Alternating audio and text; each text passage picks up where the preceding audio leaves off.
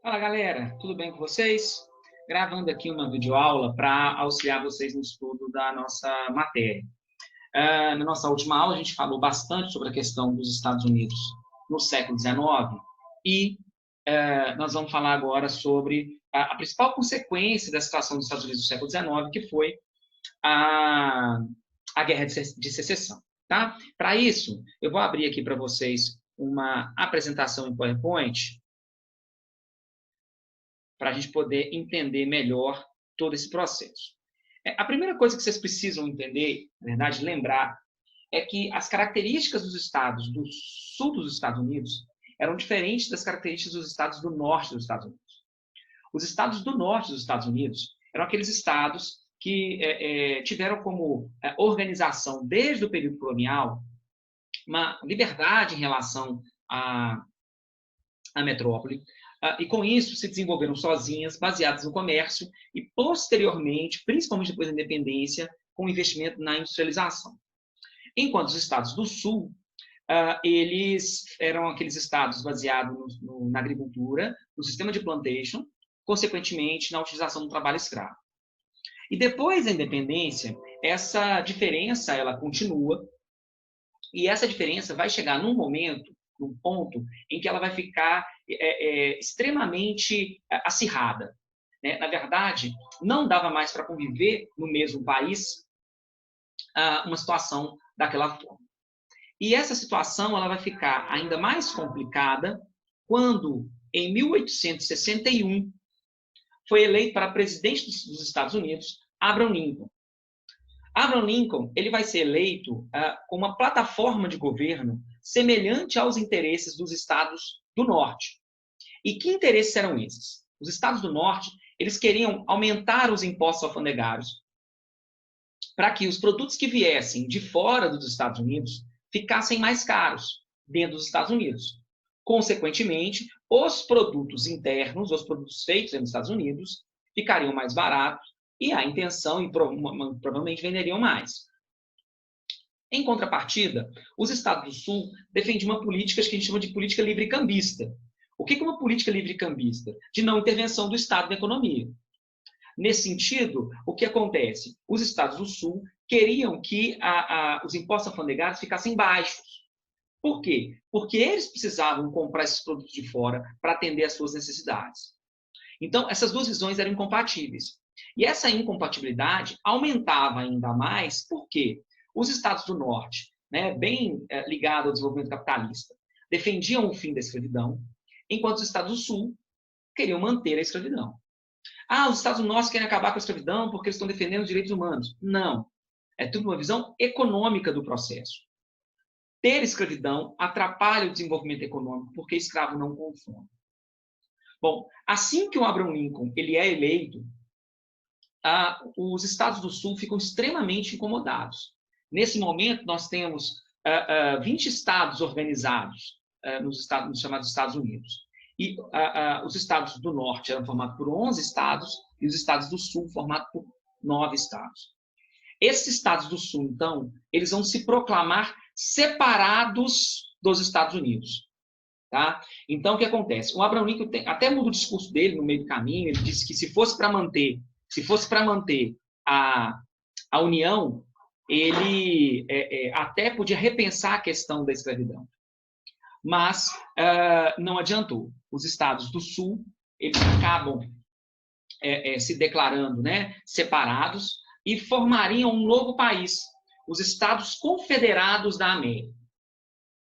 E é óbvio, né, que Abraham Lincoln, se sentindo, né, ainda como presidente dos Estados Unidos, não aceita essa separação, né, e inicia-se aquela que é chamada de Guerra de Secessão, né, que acontece entre 1861 e 1865, que nos Estados Unidos é conhecido como Guerra Civil, the Civil War. Bom, essa guerra civil ela vai acontecer, vai transcorrer, né, com inicialmente os estados do norte, né, a chamada União, atacando os estados do sul, ou seja, os estados confederados. Né? Nessa imagem aí vocês vão conseguir perceber que na frente da imagem eu tenho os soldados da União. Né? Eu sei disso por quê? Porque a bandeira aqui dos Estados Unidos, que já era a bandeira dos Estados Unidos, e aqui os Estados Confederados, e aqui eu tenho a representação da bandeira dos Confederados. Tá? Essa guerra ela vai acontecer durante 4 anos.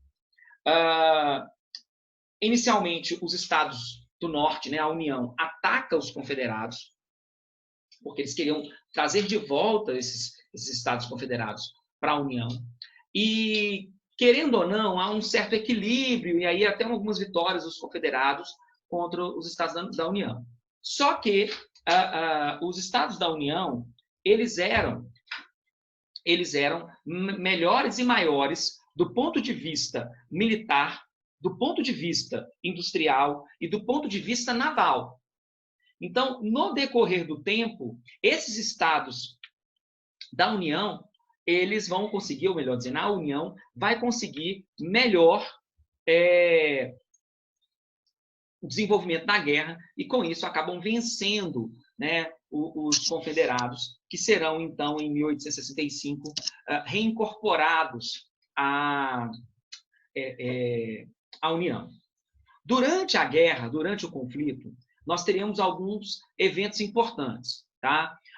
Por exemplo, durante a guerra, o Abraham Lincoln ele vai abolir a escravidão. E qual que era a intenção dele? A intenção dele era garantir que os escravos apoiassem os estados da União, né, apoiassem a União contra os confederados. Ao mesmo tempo, aquela lei de terras americanas, que eu citei para vocês, né, na nossa última aula virtual, ela também foi aprovada durante a Guerra de Secessão para que outras pessoas saíssem ali do sul para ir para o oeste e, com isso, ajudassem, né, a União. Então, todos esses elementos acabam levando à vitória da União e a situação ficando melhor para a União, que leva à vitória na guerra. Só que assim que termina a guerra, o Abraham Lincoln foi assassinado por um militante radical do Sul que entendia que ele era um problema, que ele que causou tudo aquilo e causou a derrota no Sul. Tá? Bom, quais foram as consequências da Guerra de Secessão? Nós podemos dizer que assim que a guerra termina, ou melhor, durante a guerra, foi aprovada a 13ª emenda da Constituição. Até então, a Constituição americana tinha 12 emendas. Foi aprovada a 13ª, que oficializava a abolição da escravidão no país. Alguns anos mais tarde, nós teremos a criação da 14ª emenda, né, que estende os direitos civis para todos os cidadãos, inclusive para os negros. Tá? Só que isso, na prática, demorou a se transformar. Até hoje existem alguns questionamentos, dificuldades para que os negros possam votar nos Estados Unidos. Né? E, um pouco mais tarde ainda, nós temos a aprovação da 15ª emenda, né, que vai acabar com o voto censitário, o voto por renda, e permitir o sufrágio universal masculino. Mas vocês têm que entender que isso tudo é na teoria. Na prática, a efetiva participação, principalmente dos negros, ela foi lenta. Ok? Bom, é importante ressaltar que depois da Guerra de Secessão, a insatisfação no Sul com a libertação dos escravos, ela é muito forte. Como você sabe, em qualquer lugar que teve escravidão, o preconceito racial ele é muito grande. E nos Estados Unidos ele também é grande, como no Brasil. E esse preconceito acabou levando à violência.